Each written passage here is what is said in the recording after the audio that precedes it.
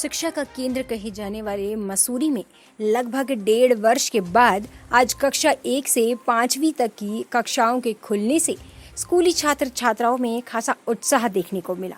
शासन द्वारा जारी दिशा निर्देशों के अनुसार केवल 3 घंटे तक ही स्कूल में पठन पाठन का कार्य किया जाएगा, तो वहीं बच्चों के साथ ही अभिभावकों में भी खासा उत्साह देखने को मिला। उन्होंने कहा कि ऑनलाइन कक्षाओं में बच्चों को पूरी तरीके से अपनी बात नहीं समझाई जा सकती थी, लेकिन अब कक्षाओं में शुरू होने से बच्चों को पढ़ाने में अध्यापक वर्ग में भी खासा उत्साह है और सही ढंग से बच्चों को पढ़ाया जा रहा है। मसूरी से अजीत कुमार सिंह की रिपोर्ट। 2 वर्षों के बाद आज अपना ये विद्यालय कक्षा 1 से लेकर 5वीं तक प्रारंभ हुआ है। बच्चों के अंदर भी और अभिभावकों के अंदर भी बहुत उत्साह है और हमारे जो शिक्षक वर्ग है वो उनके स्वागत के लिए सुबह से ही खड़े थे। भैया बहन भी अपने अभिभावकों के साथ में सुबह विद्यालय लगने से पहले ही पहुंच गए थे विद्यालय में। हम लोगों ने उनका टीका लगा करके उनका स्वागत किया।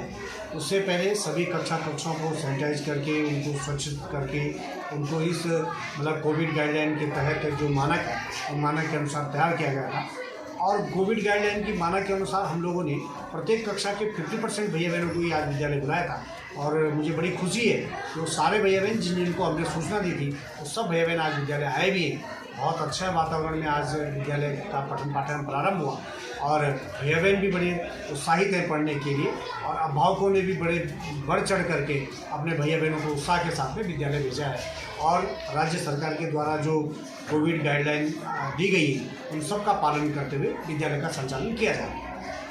आज जो है जो स्कूल खुले हैं तो आज से पहले जो ऑनलाइन पढ़ाई होती थी बच्चों की, ऑनलाइन पढ़ाई में और जो इस समय जो क्लास में बच्चे बैठे हैं क्लास में बैठ के पढ़ रहे हैं, कितना फ़र्क है इनमें, कितना अंतर है? वैसे निश्चित तौर पे ऑनलाइन में हम बच्चे को अपनी बात समझा रहे होते हैं, लेकिन कक्ष के अंदर हम बच्चे को भी समझ रहे होते हैं और बच्चा कितना समझ पा रहा है उसको भी जज कर पाते हैं।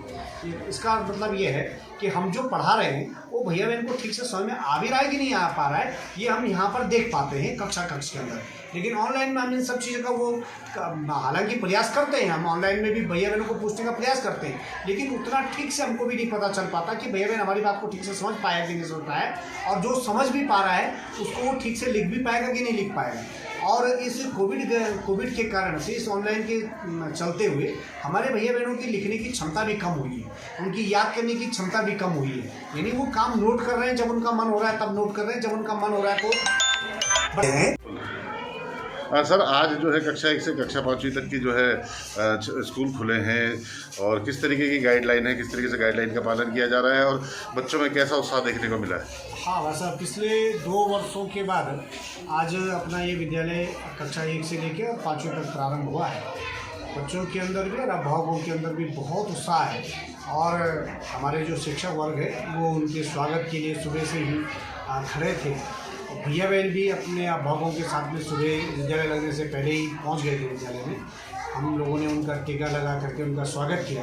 उससे पहले सभी कक्षाओं को सैनिटाइज करके उनको स्वच्छ करके उनको इस कोविड गाइडलाइन के तहत जो मानक है उन मानक के अनुसार तैयार किया गया था। और कोविड गाइडलाइन की मानक के अनुसार हम लोगों ने प्रत्येक कक्षा के 50% भैया बहनों को ही आज विद्यालय बुलाया था। और मुझे बड़ी खुशी है कि वो सारे भैया बहन जिनको हमने सूचना दी थी वो सब भैया बहन आज विद्यालय आए भी हैं। बहुत अच्छा वातावरण में आज विद्यालय का पठन पाठन प्रारंभ हुआ और भैया बहन भी बड़े उत्साहित हैं पढ़ने के लिए और अभिभावकों ने भी बड़े बढ़ चढ़ करके अपने भैया बहनों को उत्साह के साथ में विद्यालय भेजा है। और राज्य सरकार के द्वारा जो कोविड गाइडलाइन दी गई है उन सब का पालन करते हुए विद्यालय का संचालन किया जा रहा है।